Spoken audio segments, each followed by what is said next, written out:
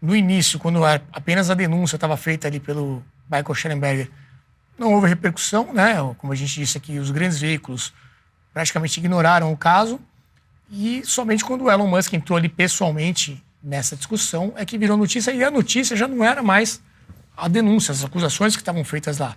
E sim o fato do Musk estar desafiando ali, entrando em contato direto com Alexandre de Moraes, questionando as decisões dele. Jean Turco, você percebeu isso também, né? Há ali uma grande diferença da cobertura midiática, primeiro praticamente nula nos primeiros dias, e aí sim, com a entrada do Musk, com palavras ali fortes, duras, né, em relação ao ministro Moraes, e aí essa virou a notícia. E pouco se fala sobre o conteúdo mesmo, do que está sendo denunciado ali. Claro, isso inclusive é intencional, né?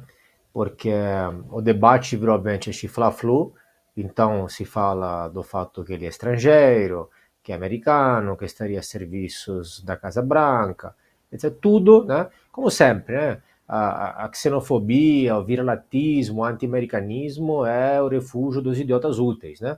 E ao mesmo tempo é uma estratégia para não responder no mérito se as revelações, afirmações que ele fez, se tem cabimento ou não. Mas algumas coisas que eu queria pontuar aqui, vários de nós, inclusive eu, falamos que, em parte, essa questão é uma questão global. É verdade, só que também é importante entender, não quero passar a ideia para quem está ouvindo, vendo aqui nosso programa, que então está assim no mundo inteiro. Não está.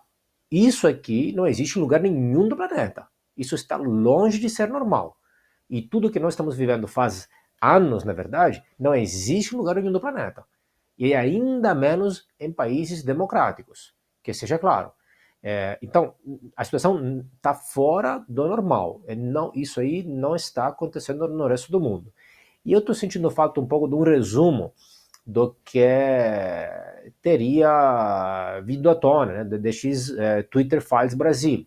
O que está lá, o que se alega, inclusive com tanto de print, de provas, etc. Né?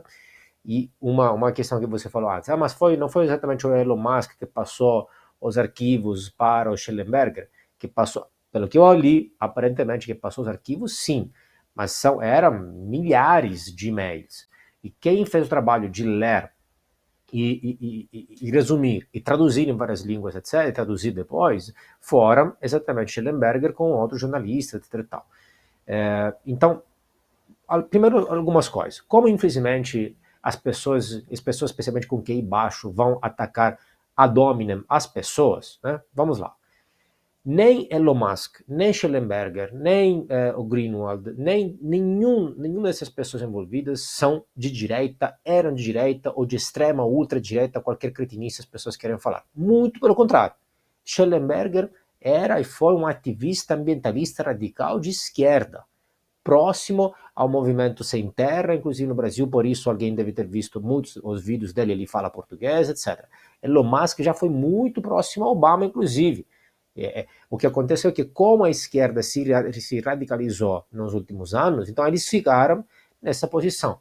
Mesma coisa o Glenn Greenwald. E mesma coisa acontece, então, na cobertura internacional que você mostrou. Porque não existe esquerda nenhuma, em lugar nenhum do planeta, que apoie e aprove essas irregularidades que acontecem aqui. Mesmo quando você vê, por exemplo, vi agora hoje, como está acontecendo tudo muito rapidamente, a cobertura do noticiário australiano sobre o caso, os caras ficaram chocados. Como assim está acontecendo isso? Como assim? Isso é totalitarismo. Exatamente. Essa é a reação normal de qualquer pessoa sã de mente que não foi contaminada por essa grande mentira, esse discurso que estamos combatendo os golpistas, terroristas, fascistas, em nome da democracia. Ok? Isso é fake news. Isso é mentira total. Isso não existe. Isso é mentira para poder fazer tudo isso. Agora, estou sentindo falta, como você está falando um pouco, do resumo do que estes Twitter Files Brasil falam. São várias coisas, um documento lá que podem acessar, podem ler e tudo, mas algumas dessas coisas seriam, repito, estariam sendo monitoradas pessoas que não são investigadas por ter feito nenhum crime. Isso é, se for, isso é ilegal, que seja claro. Então, primeiro. Segundo, monitoradas ao nível de pervasividade, intimidade e forçando as plataformas a passar dados que às vezes que não deveriam passar, que não são obrigados a passar, às vezes que nem tem, inclusive de mensagem direta. O direct que você manda no Instagram chegou lá no juiz. Inclusive Uber. Uber faz o quê? O que você faz no Uber? Você pega uma carona de um lugar para outro. Suas viagens de Uber fora estão sendo monitoradas. Fora para lá, para um juiz. É este o nível da coisa. Pessoas que subiram certas hashtags.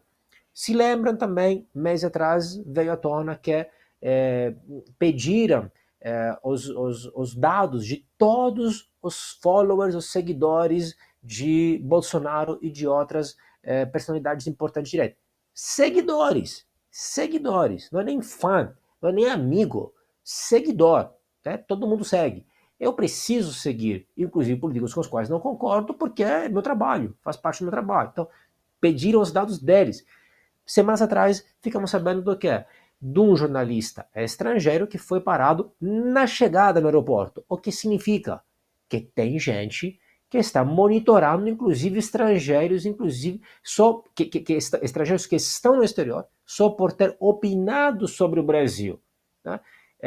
E são pessoas que nós pagamos, que são monitorando essas pessoas. Que nós estamos pagando para coibir crimes aqui, crimes violentos aqui, e não por opiniões. Enquanto talvez alguém está pensando agora se bloquear Twitter no país inteiro, os celulares nas prisões do Acre, Rio Grande do Sul, rolam soltos. Todo mundo nas prisões, os chefes do tráfico, do crime, tem celular na mão sem nenhum problema. Não conseguem inibir isso, mas vão conseguir, se querer, bloquear Twitter no país inteiro. Então é disso que estamos falando. Tudo isso se enquadra dentro de um inquérito, de uma investigação que na sua origem não tem cabimento.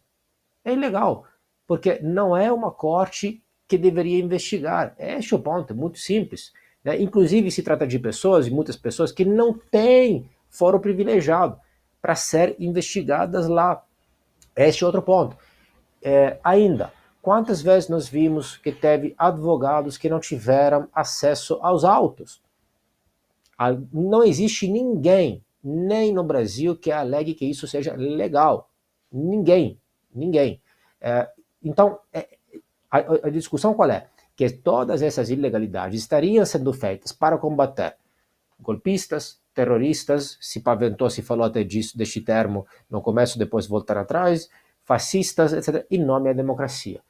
A verdadeira fake news, o verdadeiro discurso de ódio é este. Eu fico com o ministro deste governo, da defesa deste governo, que ele mesmo considera que não é verdade, que não foi golpe nenhum. Com Ives Gandra, que fala que não é verdade, que aquele foi uma manifestação com vandalismo, com invasão de prédios públicos, depredação e vandalismo, e tem que ser, evidentemente, coibido, investigado e punidos, mas que golpismo, tentativa de golpe de Estado, é bem outra coisa. Qualquer pessoa que conhece a história, a ciência política, sabe, o mesmo ministro da Defesa deste governo fala isso.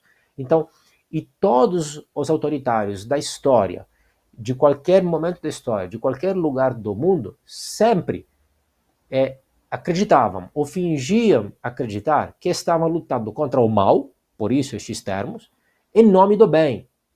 Por exemplo, a democracia. Não há nenhuma diferença.